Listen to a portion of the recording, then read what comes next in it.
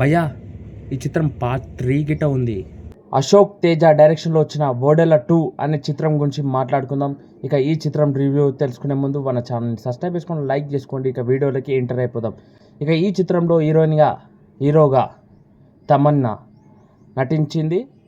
ఓడెల అనే గ్రామంలో ఒక మనిషి పెళ్ళైన ఆడపిల్లలని ఫస్ట్ నైట్కి రోజు రేప్ చేసి చంపేస్తాడు అనే వ్యక్తి నుంచి స్టార్ట్ అవుతున్న ఈ కథ ఎక్కడి దాకా సాగదీసి ఏ డైరెక్షన్ డిపార్ట్మెంట్ని పడగొట్టేద్దామనుకుండో నిజంగా చెప్తున్నా, డైరెక్షన్ లోపాలు చాలా కనిపించినాయి. కానీ సినిమా మాత్రం బాగుంది. ఎందుకు ఇలా తీసిండు ఇంత మంచి కాన్సెప్ట్ని అనేది రన్ అయింది మైండ్లో. ప్లస్ శివుని ఎంట్రీ పీక్స్కి వెళ్ళిపోయింది భయ. నిజంగా ఈ కథ ఎలా నడిచిందంటే, ఓడల అనే గ్రామంలో ఒక వ్యక్తి ఉంటాడు. ఆ వ్యక్తికి పెళ్లి గిట అయిపోయింది. అయితే అదే ఊరిలో పెళ్ళయ్యే అమ్మాయిలకి రేప్ చేస్తాడు ఆ వ్యక్తి.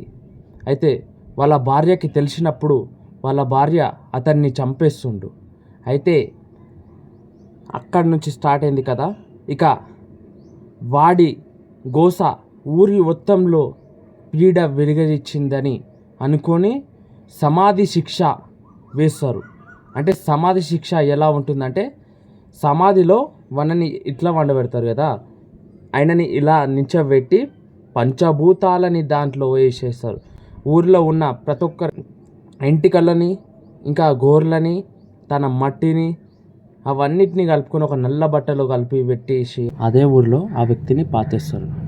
ఇక ఆ వ్యక్తి నరరూప రాక్షసుగా మారిపోతాడు అదే సెకండ్లో. ఎందుకంటే తన ఆత్మ పైనికి వెళ్ళక కిందికి వెళ్ళకుండా కొట్టులాడుతుంది.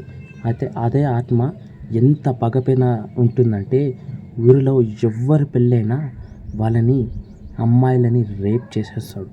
అయితే ఊరిలో 2 అమ్మాయిలను పెళ్ళి అవుతుంది. అక్కడి నుంచి ఇక కథ స్టార్ట్ అయిపోతుంది. ఎక్కడ ల్యాగ్ లేకుండా తీసుకుపోతాడు. బట్ డైరెక్షన్ డిపార్ట్మెంట్ పోయింది కాబట్టి కొంచెం ల్యాగ్ అనిపించింది. కానీ ఈ బెటర్ స్టోరీని మంచిగా డైరెక్షన్ చేసి ఉంటే ఇంకా మంచిగా ఉండేది.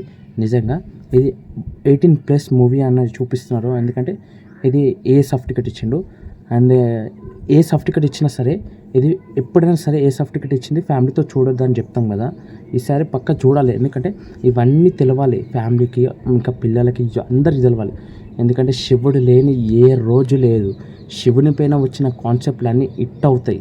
బట్ దీంట్లో శివుణ్ణి ఎక్కువ చూపించి మళ్ళీ ఆ సైడ్ నుంచి ఏ కథని లాగాలో ఆ కథని ఇట్లా లాగుకొని వచ్చిండు. ఈ సినిమాని ఇంకా బెటర్ చేయొచ్చు డైరెక్టర్. కానీ ఈ సినిమాకి ఇప్పుడు వచ్చిన మొత్తం కంప్లీట్ అవుట్పుట్ గిట ఆయన ఎంతో కష్టపడ్డాడు. నిజంగా చెప్తున్నా, ఆ కష్టం కనిపించేసింది సినిమాలో. అందుకే హిట్ అయ్యింది సినిమా గిట. ఇక ఈ చిత్రం ఓవరాల్గా బాగుంది. సౌండ్స్, బీజిఎమ్స్ మాత్రం క్రేజీ ఇచ్చి పడేసిండు అని చెప్పొచ్చు. ప్రతి ఒక్క సీన్స్ గూస్ బంప్స్ వచ్చినాయి. నాకే తెలియదు ఎందుకు కళ్ళకి నీళ్ళు వచ్చినాయో. నాకైతే కన్నీటి చుక్కలు గట్టి దారాలుగా కారిపోయినాయి అని చెప్పొచ్చు. ఇక ఈ చిత్రంకి రేటింగ్ 5కి 4.5 రేటింగ్ ఇస్తా. ఇక నా ఛానల్ సబ్స్క్రైబ్ చేసుకొని లైక్ చేసుకోండి. మరిన్ని అప్డేట్స్ చేసుకోవడానికి జై హింద్.